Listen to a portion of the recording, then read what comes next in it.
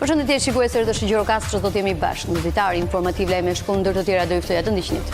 Fortlumturia e tij Imzot Johani ishte i ftuar i radhës në episodin e 13 të podcastit Flasim, i emërtuar shqiptari i shumëpritur. Imzot Johani tregoi se si vendosi të përqafoj fen ortodokse dhe fillesat e rrugtimit të tij si prift. Rafting, ky sport ujor po tërheq gjithnjë më tepër interesin e vendasve dhe të huajve. Julian Elezi, operator turistik, bën të ditur se kanë nisur turet e para kryesisht individuale. Banorët e fshatit të Rumanza në bashkinë e Finiqit po mendojnë të kthejnë banesat në Bujtina. Gjatë viteve të fundit është shtuar numri vizitorëve. Edhe këtë pranverë, shpendët shtektar kanë vazhduar ritualin e kthimit nga vendet e ngrohta drejt luginës së Drinos. Leleku, Kali Qyqes dhe Skifteri janë dhe shpendët e rrallë që folizojnë në bashkinë Dropull. Për këto dhe të tjera, ju ftoj të na ndiqni në minutën në vim, do t'i shohim tashmë më gjërësisht. Fortlumturia e tij Imzot Johani ishte i ftuar i radhës në episodin e 13 të podcastit të Flasim, i emërtuar shqiptari i shumëpritur. Imzot Johani tregoi se si vendosi të përqafoj fen ortodokse dhe fillesat e rrugëtimit të tij si prift.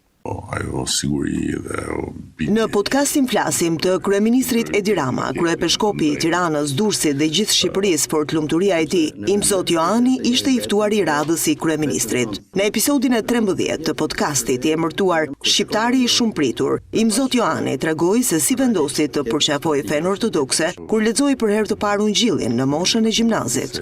Në vitin e 4 të gjimnazit, më ra dorë një libër që ishte Ungjilli.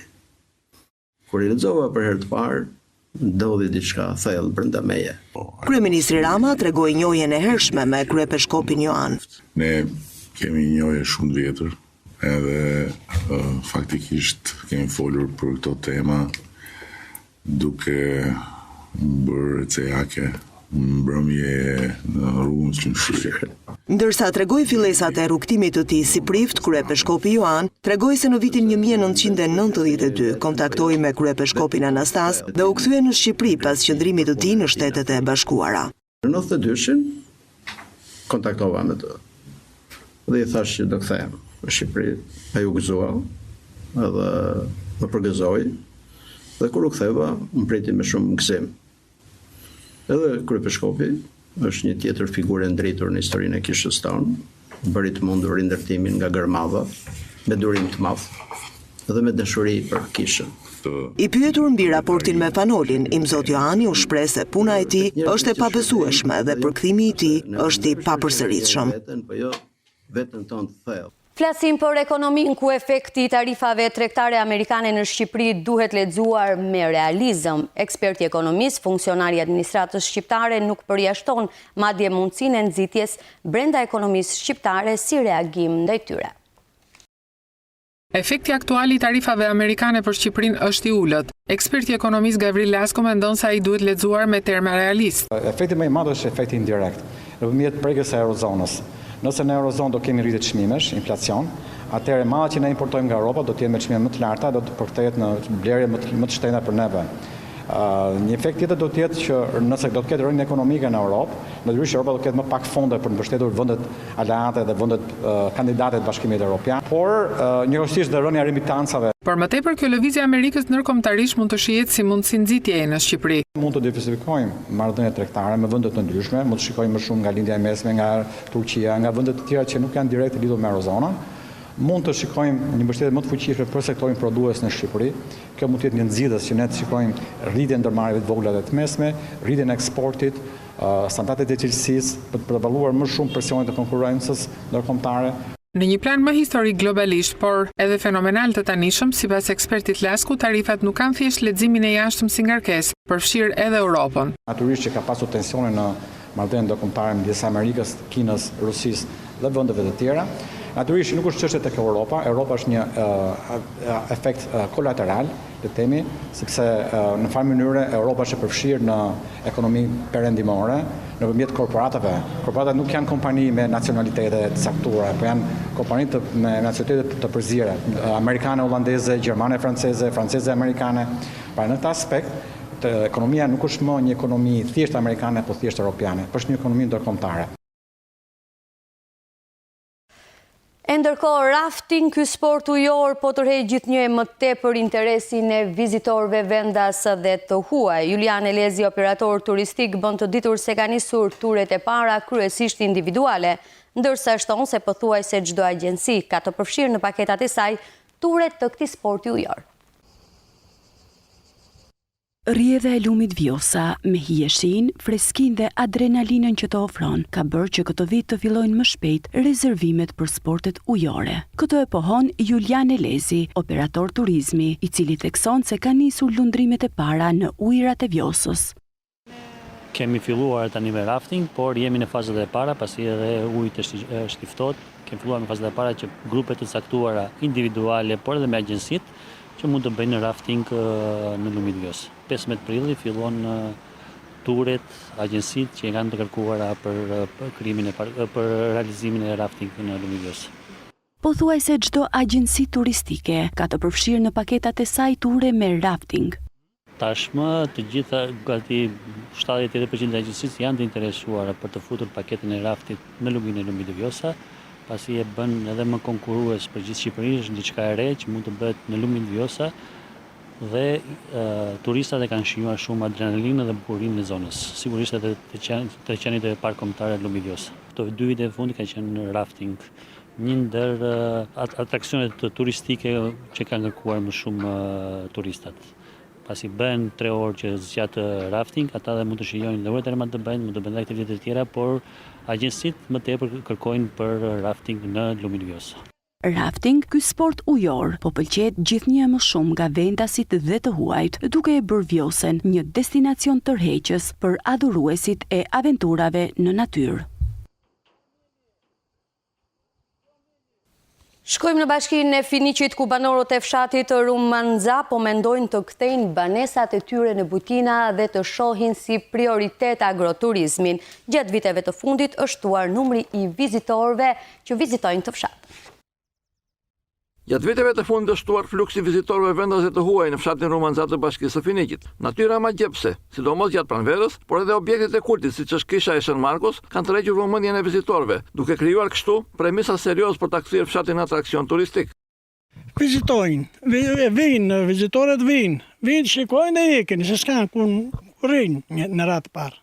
Çfarë vëzhgojnë, ku vinë tu në fshat? Shikojnë vetëm bukurinë e natyrës.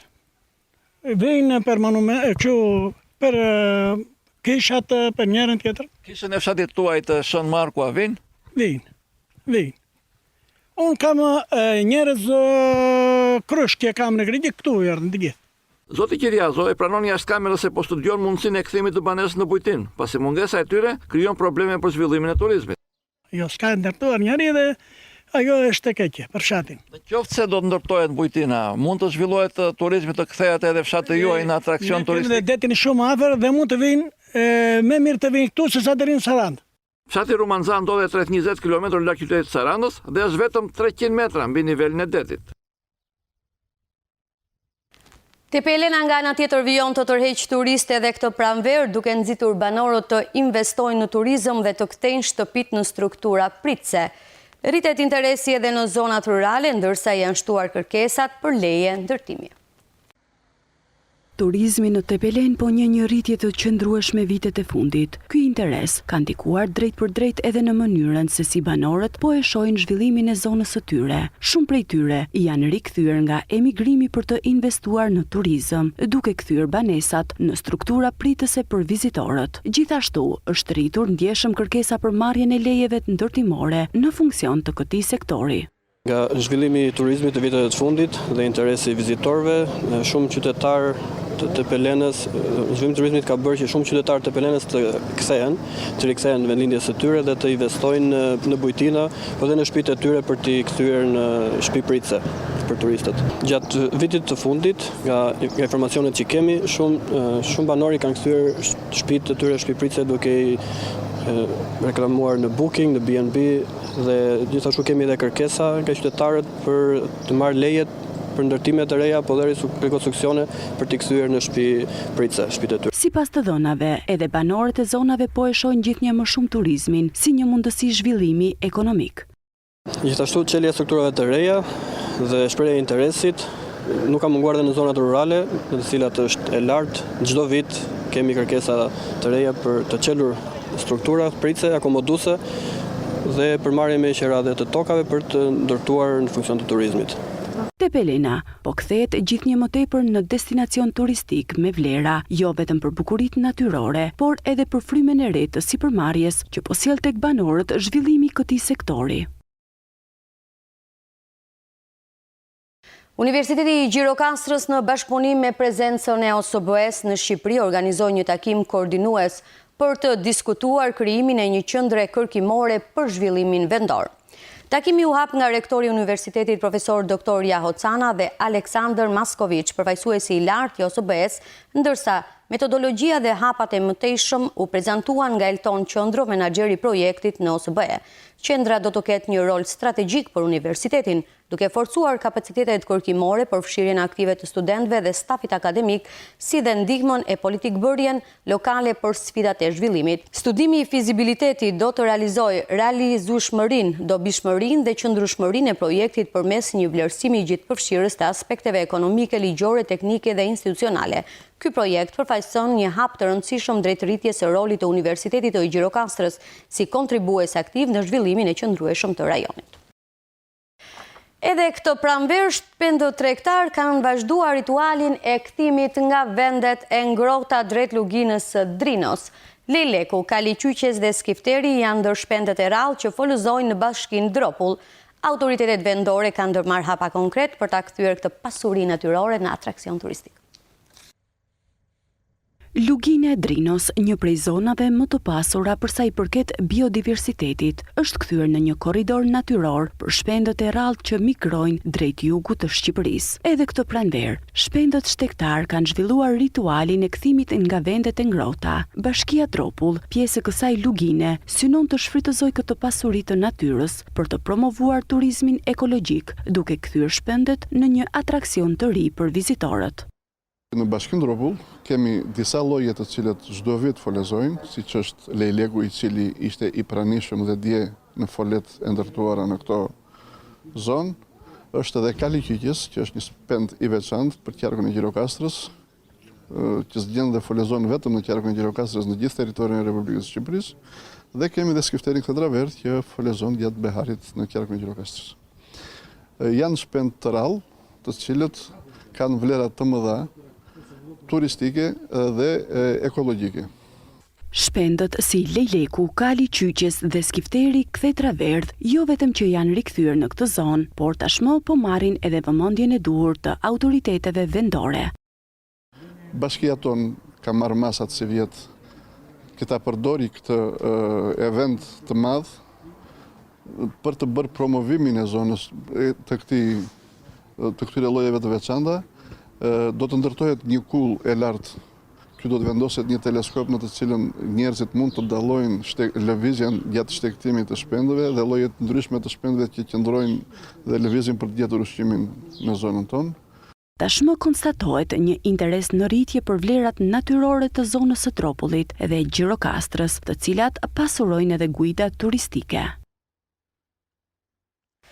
Ndalemi tek shëndetësia, ku situata epidemiologjike në njësinë administrative të Mesopotamit në bashkinë e Finiqit është përmirësuar dukshëm gjatë viteve të fundit, megjithatë ndryshimi i temperaturave po ndikon në shëndetin e moshave të treta. Qendra shëndetësore e Mesopotamit të bashkisë së Finiqit kujdeset për dhënien e shërbimit parësor për banorët e 15 fshatrave të kësaj njësie administrative. Stafi mjekësor ka përballuar me sukses situatën e rënduar epidemiologjike nga gripi stinor gjatë muajve të dimrit deri edhe në javët e paratë pranverës. Sipas mjekës së nderuar zonjës Hëna Haroni, e cila shërben prej 40 vitesh në këtë zonë, ditët e fundit është përmirësuar ndjeshëm kjo situatë.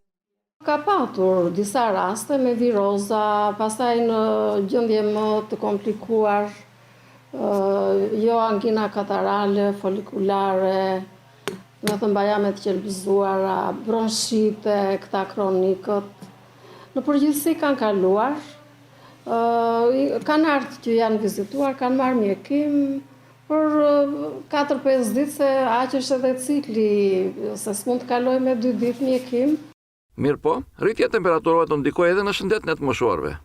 Banorëve gjithmonë ju themi se njeriu kalon nga dimri në pranverë dhe ka luhatje të temperaturave dhe trupi varet nga organizmi, kush ka imunitet të lartë dhe i përballon. Ka raste që janë të shëndetshëm dhe nuk sëmuren asnjëherë nga gripi. Kurse ka të tjerë që janë me imunitet ulët, shpesh bëjnë viroza dhe probleme të tjera, por raste të vështira kështu nuk kemi patur. Mjekët e qendrës shëndetësore Mesopotam, në disa ditë të javës, kryejnë vizita edhe në fshatet të tjera të kësaj njësie administrative. Qyteti i Përmetit është ndër qytetet që ka ruajtur traditën e kultivimit të trëndafilave dhe luleve dekorative, por njëkohësisht në fokus ka edhe mbajtjen pastër të mjedisit. Sipas Eftali Lapajt, përgjegjësi i sektorit të pastrim gjelbërimit, po vijon një punë intensive për shtimin e kontenierëve dhe pastrimin e mjedisit.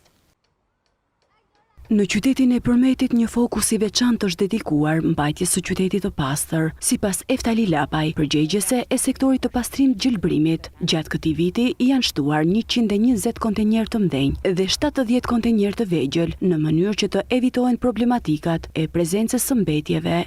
Dhe një kujdes i veçantë i kushtohet dhe pastrimit, sepse veç gjelbërimit, që të ndali në pa gjelbërimi, patjetër duhet pastrimi.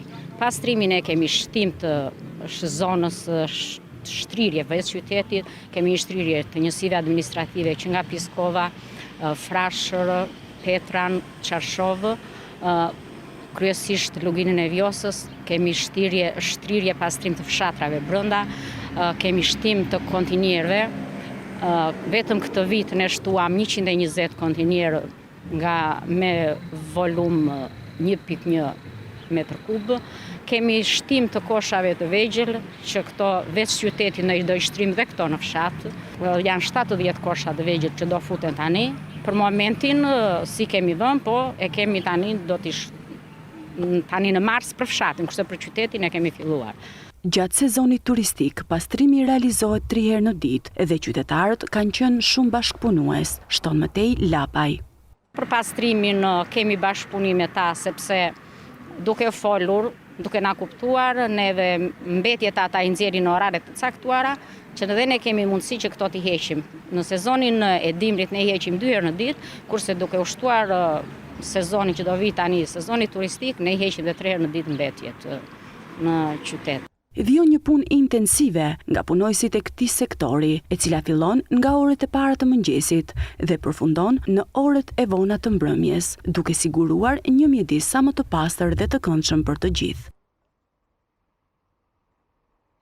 Në 4 prill të vitit 2002, kryegjyshi botror Bektashi Haxhi Det Reshat Bardhi dekretoi me titullin dervisht Baba Hekuran Nikolarin, që prej se dite e derisa kaloi në jetën e përtejshme, ai nuk rreshti kur së punuari me njerëzit në qarkun e Gjirokastrës e Mëgjër, duke ndihmuar në ndërtimin e rrugëve të qeve dhe vendeve të mora.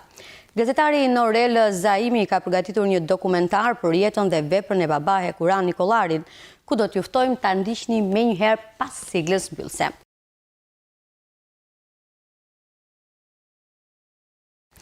Miqtë, kemi ardhur në fund për të ditari informativ lajmesh. Unë ju falenderoj që keni qëndruar në rrethësh Gjirokastra bashkë në të lajmi këtu. Duke i lënë në shoqërinë e programeve në vit bashkë në kohë.